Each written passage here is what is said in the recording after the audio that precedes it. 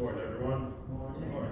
My name's AG Fantuzzo, and I'm here to tell you a little bit about myself. I actually grew up going to the church that Pastor John and Miss Sandy run back in Sarver, Evangel Heights. I caught the end of Miss Sandy's service this morning and talked about the devil walking around like a roaring lion waiting to devour you. And that's what the sin of addiction did to me.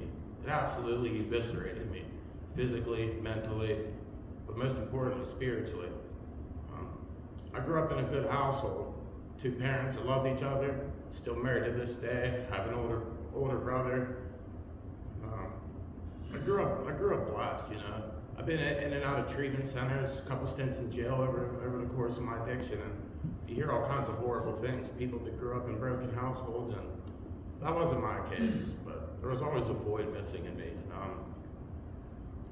Fast forward to my high school years, I started partying and stuff.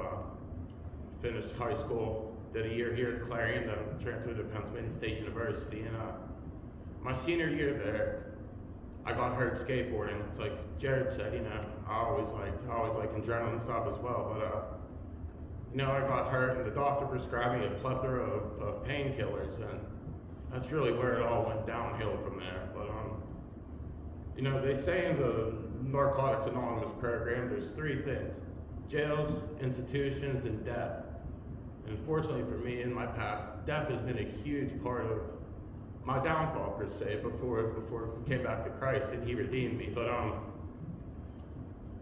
started when, like I said, I was prescribed painkillers, and my roommate from college for 3 years, she was murdered by a drunk driver, and started to go downhill after that. Anybody that knows me will tell you that I am a mama's boy through and through, but before that I was a grandma's boy, and when my grandmother passed away, it really went downhill after that. I'm sorry, but after my grandmother passed away, I was dating this girl for 6 years. She was very mentally ill, and she took her own life, and after that I truly lost the will to live. And I vowed to Christ. I wanted nothing to do with them. I was furious with them. I said, why do you keep taking everybody that I love, and I'm still here?